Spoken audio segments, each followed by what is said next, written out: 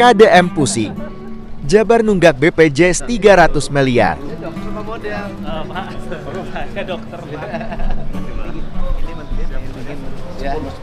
Saya kok bisa bermenteri sih, harusnya menteri saya bisa saya. Balik. Populer. Asik. Salam. Kasih salamin itu. Sehat, Pak. Saya paling tua ini muda.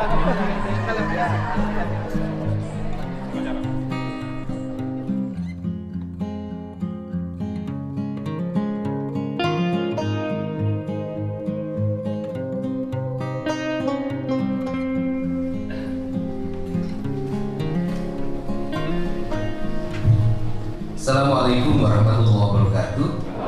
Sampurasun. Ini yang sudah usianya lebih dari 70 tapi kelihatan masih 40. Kemudian jalannya cepat, rambutnya tidak begitu memutih. Pak Menteri Kesehatan. Saya ucapkan terima kasih Pak sudah menjadi mitra Gubernur Jawa Barat untuk menyelesaikan berbagai problem kesehatan di Jawa Barat.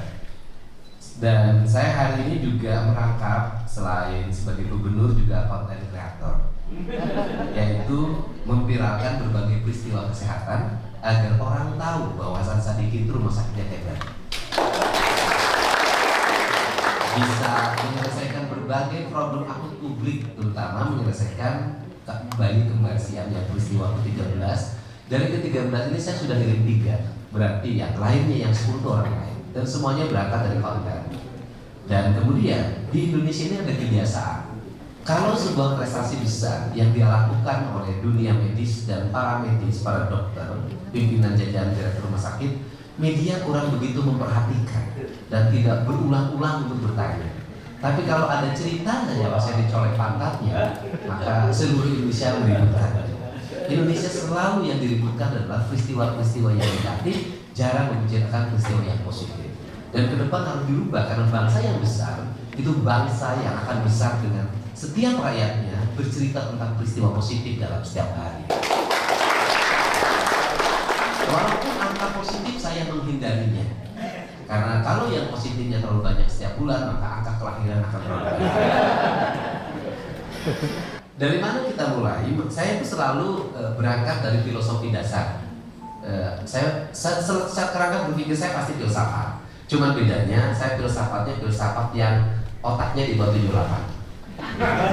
Saya kan termasuk orang yang didukung oleh orang-orang yang berotak jongkok 78. Nah, berangkat dari apa itu? Berangkat dari falsafah yang saya yakini sebagai falsafah yang dipakai secara taktis oleh masyarakat Jawa Barat, yaitu falsafah Sunda. Orang Sunda itu kan merumuskan manusia, itu enggak rumit-rumit kayak filsafat Barat. Cukup cager, bager, bener, pinter, singer, sudah. Kalimat cager itu kan kalimat sehat. Nah, dari mana kita harus memulainya? Justru saya ingin memulai revolusi di bidang kesehatan itu dari pendidikan. Dari pendidikan apa? Pertama, hari ini saya lagi fokus anak-anak di Jawa Barat semuanya harus sekolah SMA. Saya sampai punya rumus, ini kelasnya kurang ya, udah tambah 1 kelas lagi. Ini kelasnya kurang, saya tambah 1 kelas lagi. Kenapa? Karena tugas negara itu mengurus rakyatnya agar bisa sekolah. Jadi SMPB itu sebenarnya itu kalau melihat dari tugas negara menyiapkan pendidikan yang memadai sebenarnya tidak mesti ada. Kalau pemerintah bisa menyiapkan sekolah, pemerintah belum bisa menyiapkan sekolah negeri semua. Akhirnya ada yang masuk negeri, ada yang masuk swasta. Ini ada problem Pak guys. Kecenderungannya adalah anak-anak yang masuk sekolah negeri itu orang yang mampu. Karena apa? Karena anak-anak yang mampu hari ini menempati peringkat pendidikan yang baik di keluarganya, baik di lingkungannya, baik kadar gizinya, baik kadar proteinnya, dan baik perilaku hidupnya. Anak kelas menengah ke bawah hari ini terbalik. Gizinya kurang baik, perilaku hidupnya kurang baik, lingkungannya buruk. Akhirnya mereka tersisih. Masuk sekolah swasta, di sekolah swasta dia harus bayar baju, bayar sepatu, kemudian bayar uang bangunan. Akhirnya terjadi angka ekonomi kita makin menekan warga miskin. Sehingga akhirnya mereka pinjam uang bank emok, bank keliling, pinjol dan sejenisnya. Sebenarnya saya ini lagi merangin apa? Saya lagi mengangkat derajat kelas menengah ke bawah untuk naik menjadi kelas menengah dengan cara apa? Dengan cara beban seluruh ekonominya dikurangi, yaitu pengeluaran keluarganya ditekan. Nah, sehingga dalam kerangka ini apa yang ingin saya lakukan? Saya ingin membuat anak-anak saya Jawa Barat sehat. Caranya bagaimana? Semiskin-miskinnya orang Jawa Barat, jajannya 10.000. Semiskin-miskinnya orang Jawa Barat, merokoknya sebungkus. Saya riset itu, Pak, karena saya tiap hari bergaul dengan mereka. Nah, kemudian yang jadi problem adalah pola jajan yang 10.000 ini berubah jadi penyakit. Bukan berubah menjadi peningkatan kadar protein, kemudian kadar gizi. Kenapa? Karena mereka mendapatkan jajanan yang tersebar pada seluruh lingkungannya, yang Kementerian Kesehatannya nggak pernah memberikan sertifikasi. Tukang cilok ini sertifikat kesehatannya benar nggak? Tukang basreng dan sejenis. Bukan saya menganggap makanan mereka jelek, tidak. Tetapi saya lihat itu kan minyak jelantahnya 3 hari nggak ganti. Itu dikonsumsi oleh anak-anak kita. Nah, sehingga saya ketika jadi bupati merubah kebijakan itu, walaupun saya dibenci oleh semua orang, karena bagi saya jadi pemimpin itu nggak apa-apa dibenci. Bukan hanya nyari yang popularity, enggak. Saya dibenci semua orang. Saya memperlakukan kebijakan waktu itu adalah bangun pagi, salat subuh, ke sekolah membawa bekal dari rumahnya sebelum ada program MBG zaman itu. Kemudian dari bekal itu apa sih yang dipacu waktu itu? Yang dipacu adalah kelompok produktif ibu-ibunya yang biasa ngerumpi itu, agar dia bangun pagi. Ibu-ibu yang kelas menengah ke bawah itu, agar mereka bangun pagi untuk masak bagi anak-anaknya. Dalam masakan itu ada doa ibunya, dan itu lebih dari apapun. Nah, kemudian mereka bawa bekal ke sekolah. Di sekolahnya itu nanti di mejanya diangkat ke meja dan gurunya melihat, dan mereka makan. Dari situlah anak saya ngerti ikan asin cumi. Nah, saya lupa. Kenapa? Karena temannya yang sebelah tiap hari yang satu bangku itu, karena anak menjadi sekolah, tiap hari membawa ikan asin cumi, anak saya selalu bawa daging. Disitulah tukeran. Sehingga suatu saat anak saya hilang ketika maghrib, ternyata ditemukan lagi makan di rumah penjaga sekolah. Kata dia, makan sama ikan goreng cumi itu enak. Nah, dari sini maka guru itu dididik memiliki ilmu gizi. Maka dia periksa. Maka anak-anak setiap hari mendapat asupan makanan yang memadai plus jajannya. Setelah itu pulangnya jalan kaki, Pak. Sehat, Pak. Kemudian ketika sekolah sampai SMA, maka angka perkawinan di bawah umur menurun. Dan ancamannya kan di sini. Sebelum perkawinan, saya bikin peraturan bupati zaman itu. Saya bikin pergub sekarang. Apa? Sebelum menikah, setiap pasangan harus memeriksakan kesehatan secara paripurna. Sehingga kedua-duanya bisa ngomong, saya ini genetiknya diabetes. Saya ini genetiknya misalnya jantung, genetiknya jantung. Diskusi dong. Kalau yang genetik diabetes sama genetik jantung dikawinkan, apa hasilnya? Dokter harus bisa berikan penjelasan. Harus berikan penjelasan. Anda kalau menikah nanti anak Anda berpotensi, misalnya imunnya rendah atau autoimun karena ibunya punya penyakit autoimun, nanti anaknya akan autoimun. Jelasin. Pilih mana? Rasio atau cinta? Kenapa? Cinta ketika sebelum menikah, Pak. Ketika setelah menikah, kemudian berkonflik, kayak ngomong, dasar turunan di Akisia. Saya tahu. Siapa geringan tak turunan di Akisia tak? Itu kan begitu kalau bertengkar, Pak. Kata siapa? Turunan saya baik. Nanti nggak bisa bertengkar begitu di keluarganya. Karena pernikahan itu perjanjian, bukan hanya sekedar rasa. Perjanjian yang harus rasional, diperjanjikan. Yang berikutnya apa lagi? Kenapa saya mengambil keputusan itu zaman itu? Itu saya berangkat dari sebuah kasus. Kasusnya apa? Ada satu keluarga, ibunya HIV, bapaknya HIV, anaknya HIV. Di rumahnya pinggir gunung. Saya bingung, kok HIV pinggir gunung? Ternyata suaminya berasal dari salah satu kota. Akhirnya menikah, anaknya HIV. Peristiwa yang paling dekat ini ada di videonya adalah ini peristiwa yang paling dekat tadi di Pasar Hasan Sadikin. Itu saya menjadi saksi nikah pada sebuah dua keluarga. Yang satu orang kota Bandung, yang satu orang Purwakarta. Setelah 8 bulan, si perempuannya curhat ke saya. Apa curhatnya? 8 bulan saya menikah, suami saya tidak menyentuh saya. Saya kan jadi begini, waduh kenapa nggak ngomong ke saya? Dia penuh penyesalan. Kemudian saya ini kan orang kayak investigatif, terus saya kejar. Akhirnya terungkap sebuah kecurigaan bahwa laki-lakinya adalah sesama jenis. Kemudian saya ini investigatif, diceklah di Hasan Sadikin, pura-pura. Dan ternyata berdasarkan informasi yang saya dengar dari calon istrinya dimungkinkan HIV, dimungkinkan. Tapi sering konsul ke sini, saya nggak tahu konsul ke sininya apa. Dalam kurun waktu 8 bulan itu, berdasarkan data yang kita lihat, dia sudah membawa anak di bawah umur 40 orang masuk ke bank kontrakan.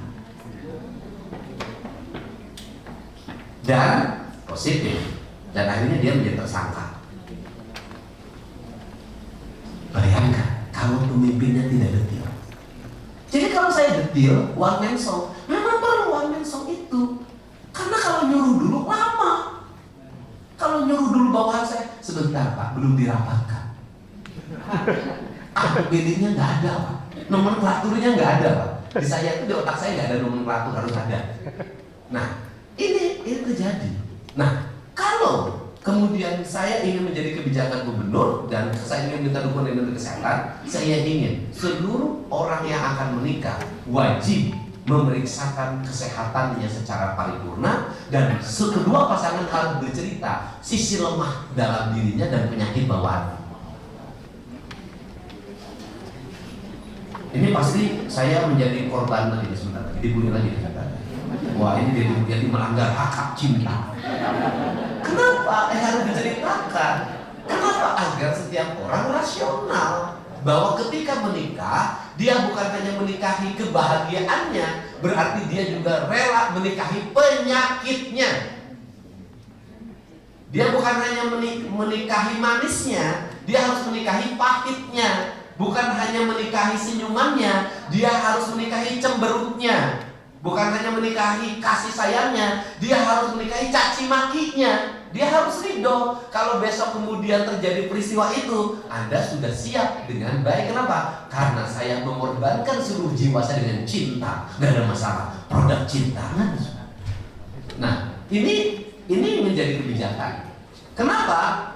Yang berikutnya lagi adalah ketika menikah itulah maka ilmu tentang reproduksi, persiapan kehamilan, kemudian kelas ekonominya harus sudah bisa terdata. Yang menikah ini status ekonominya ini loh. Dan kemudian ketika menikah ini ibunya itu sudah terdeteksi penyakitnya Pak. Ibunya sudah terdeteksi. Bu, nanti kemudian dokternya ngasih saran, ibu jangan dulu hamil. Kalau ibu hamil memiliki resiko ini. Andai kata dia hamil, maka kita sudah bisa dengan cepat untuk mengawasi perjalanan kehamilan sampai kelahirannya, sampai anaknya lahir.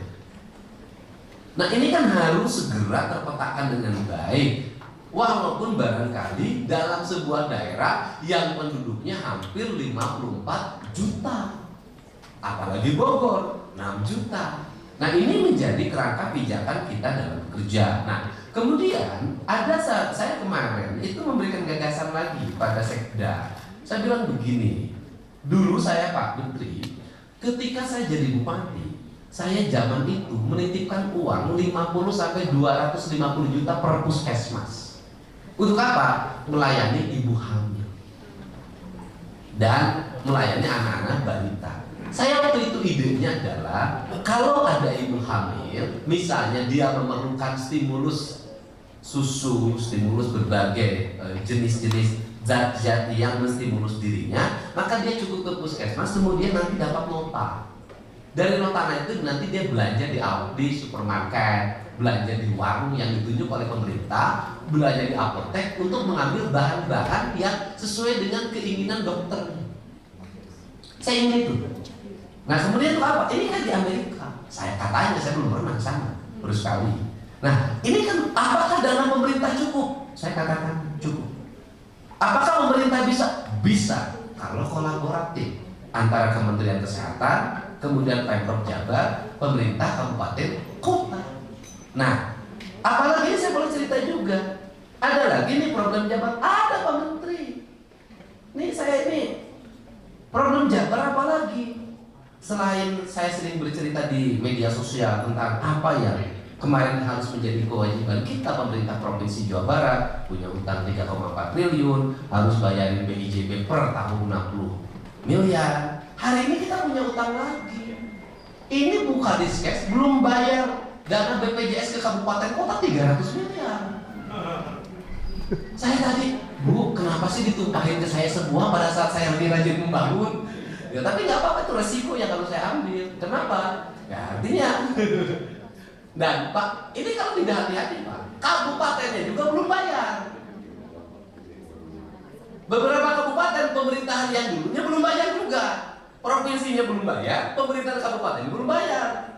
Nah, nanti dampaknya adalah ASN-nya nggak bisa masuk rumah sakit karena BPJS-nya nolak. Kan ini harus segera direkonsiliasikan untuk segera dituntaskan. Di beberapa kabupaten belum bayar, kita tahu itu. Nah, ini kan akan menjadi bencana kesehatan sosial di Jawa Barat. Nah, kenapa? Dan ini akan menjadi sesuatu yang ramai. Kenapa? Karena gubernurnya Deddy Mulyadi. Gitu. Nah, sehingga diperlukan langkah-langkah cepat kita. Nah, terakhir diperlukan kita langkah cepat. Tadi malam ada peristiwa menarik banget. Ada anak yang usia SMA karena sekolahnya disuruh berhenti oleh bapaknya dari SMA Tengah Tani Cirebon. Kemudian dia berhenti, dia minum pembersih lantai karena pengen masuk sekolah. Nah, sudah selesai semuanya. Ijazahnya sekarang sudah masuk lagi di tahun ajaran baru, sekarang sudah selesai. Karena waktu itu ngasih perjalanan sama ajudan saya setengah jam kamu sudah ada di rumah sakit. Kenapa? Saya bilang telat dari setengah jam, besok akan jadi berita besar di Indonesia. Makanya setengah jam sudah selesai semuanya, clear, udah beres, sudah senyum lagi keluarganya. Nah, apa sih Indonesia ini? Di Indonesia, urusan kesehatan di Jawa Barat bukan hanya persoalan kelengkapan medik, bukan hanya persoalan rumah sakit, bukan hanya persoalan dokter, bukan hanya persoalan anggaran, tapi kesadaran manusia. Orang miskin masih bisa beli rokok 1 bungkus, tapi tidak bisa beli telur 5 biji. Terus saya ini film Pak 3 hari, tapi saya selalu melawan penyakit itu dengan olahraga. Tidak mau minum obat Pak, saya jujur aja mau. Dan nggak mau diperiksa sama dokter. Sudah saya cukup ditelepon sama pacarnya saya sembuh Pak. Kalau ada pacarnya. Sampai sekarang belum ada. Nah, kamu paling amuk lagi kacau. Itu cerita ya. Jadi apa sih? Coba mari kita guru ini kita didik dengan membentuk sebuah karakter apa? Tubuh kita adalah dokter kita sendiri. Coba sebelum kita ngomong persoalan kelengkapan, karena belanja kesehatan tuh mahal banget Pak. Soalnya alat kesehatan tuh kenapa mahal banget? Karena buatannya Jerman, nggak ada buatan Cibaduyut gitu Pak. Mahal-mahal. Standarnya kan, ini berapa saya tanya? 140 miliar. Ini berapa? Mahal ya. Saya bilang yang periksa kepala aja mahal banget itu. Tukang cukur pijit-pijit kepala saya murah. Nah, tetapi anak-anak kita harus dibikin stimulus untuk belajar hidup sehat. dengan pola makan yang baik, kemudian pola tidur yang baik, termasuk kebijakan saya meminta anak-anak sekolah jam 8 sudah tidur itu karena saya ingin anak-anak sekolah di Jawa Barat sehat, bangunnya pagi, kemudian sekolahnya jam 6:30 dengan asumsi kalau 6:30 kalau ibunya ke kantor bisa nganter dulu anaknya ke sekolah, setelah itu dia ke kantor, tidak terjadi kemacetan dan tidak double mobil di jalan. Kemudian nanti asupan gizinya memadai, kemudian setelah itu pola hidupnya juga sehat. Ini ancaman terbesar bagi kalangan kesehatan hari ini adalah obat-obat di pinggir jalan. Pak Menteri banyak banget eksimer, ciu, kawa-kawa apa dia ngomong, dan itu bisa diakses secara bebas. Sehingga saya hari ini menyatakan perang dan ingin membersihkan itu semua, mengembalikan anak-anak lagi ke rumah. Tetapi lagi-lagi rumah hari ini bukan lagi tempat yang baik untuk anak-anak karena ibu bapaknya bermasalah. Saya ini hampir tiap hari ngurusin yang seperti itu. Nah sehingga ketika anak masuk banyak barak militer, saya menyebutnya hari ini barak istimewa, ibu bisa lihat banyak anak nangis itu karena nggak mau pulang ke rumah. Saya betah di sini Pak, nggak mau pulang ke rumah Pak. Saya kemarin di Depok, anak jerit-jerit nangis nggak mau pulang, pengen tetap di komplek Australia. Artinya apa? Iklim lingkungan kita, sanitasinya buruk, lingkungannya buruk, kemudian pola hidup di lingkungannya sudah buruk. Ini yang harus segera kita benahi. Sehingga kalau dalam pemahaman saya bahwa seluruh pembangunan di Indonesia itu harus mendapat rekomendasi dari Kementerian Kesehatan.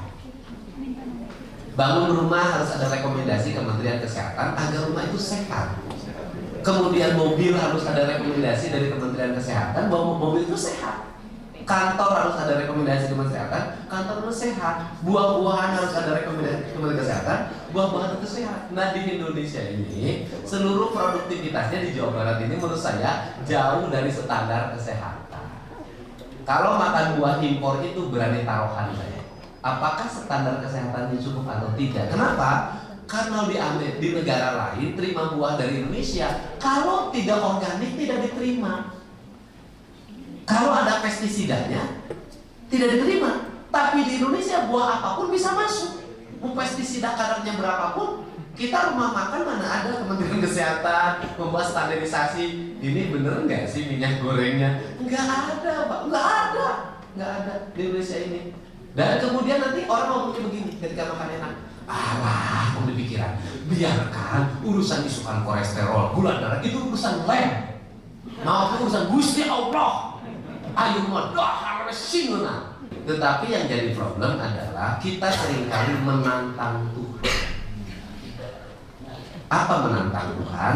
Allah itu sudah membuat kodo dan kodar. Setiap manusia golongan darahnya apa, tinggi badannya berapa, berat badannya berapa, semuanya ada ukuran dan takarannya. Seorang, misalnya saya tuh alerginya kalau makan makanan jenis ini, itu sudah ada. Artinya bahwa setiap manusia punya sensitivitas dan punya pola makan yang berbeda-beda. Sehingga saya sampaikan, kenapa sih pohon asem ada di gunung, tidak ada di pinggir pantai?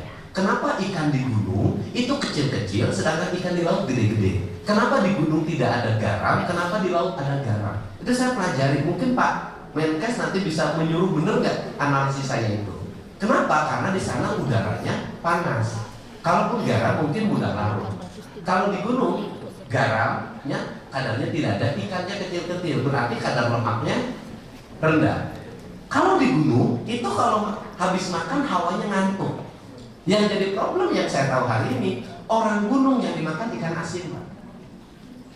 Liwet pakai ikan asin Pak, pedal, tambah sambal Pak, putih Pak, jekol Pak, ditambah nasinya, ditambah sambalnya, ditambah ikan asinnya Pak, tambah lagi tunuh diharung sarung Pak. Nah itu tidur.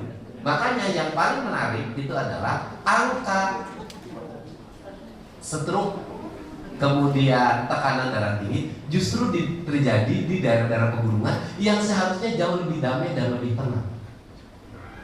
Berarti ada konsumsi kadar garam yang sangat tinggi di daerah pegunungan. Sehingga saya ngomong haram dan halal, saya katakan seharusnya kalimat haram dan halal itu bukan hanya halal dan haram menurut versinya syar'i kaidah fikih, tetapi juga harus bersifat spesifik bagi setiap orang. Saya misalnya tidak boleh makan mie, Pak, terlalu banyak. Makan opak, Pak, opak itu kegemaran saya. Kalau opaknya dibakar, Pak, itu saya pasti sariawan, Pak. Kalau opak itu kegemaran saya. Kalau saya makan opak 5 biji, sariawan, Pak. Makanya saya makan opak itu selalu mentah. Iya, itu. Karena kalau dimakan dibakar, saya sariawan. Artinya dari situ saya sudah sadar. Nah, ini yang terjadi keberagaman kita. Sehingga kalau ingin melahirkan generasi yang unggul, kematian ibu dan bayi meningkat, menurun, maka harapan kita secara teknis, organisatoris dan pembiayaan harus memiliki kecukupan pembiayaan yang memadai, tenaga-tenaga yang terampil di setiap desa. Dan nanti bukan diskes, ini bukan diskes. Nanti kita bikin indeks saja, gitu. Ini misalnya Bogor nih, indeks kematiannya sekian. Di desa mana? Nanti bidannya kasih hadiah. Setiap penurunan 1 orang bayi selamat, tidak ada yang meninggal, misalnya kasih misalnya 3 juta. Itu seluruh Jawa Barat. Itu. Jadi hitungnya jangan berdasarkan orang yang sakit, berdasarkan bayi yang sembuh. Jadi setiap keselamatan ibu melahirkan itu ada indeks yang bisa diberikan bagi para pendamping tenaga kesehatan. Coba rumusin. Semangat sambil berdoa, ya Allah, ya bonus ya. Setiap keselamatan nyawa itu adalah bonus. Jadi doanya itu adalah keselamatan dan kesehatan. Beda dengan doa, saya kalau meresmikan rumah sakit itu paling bingung ini yang mengucapkannya. Semoga rumah sakit ini semakin maju. Berarti saya berdoa dong orang suruh masuk rumah sakit. Pokoknya gini deh, rumah sakit Hasan Sadikin top, kinclong, keren. Kelemahan rumah sakit Hasan Sadikin satu tempat parkir sudah. Terima kasih. Assalamualaikum warahmatullahi wabarakatuh.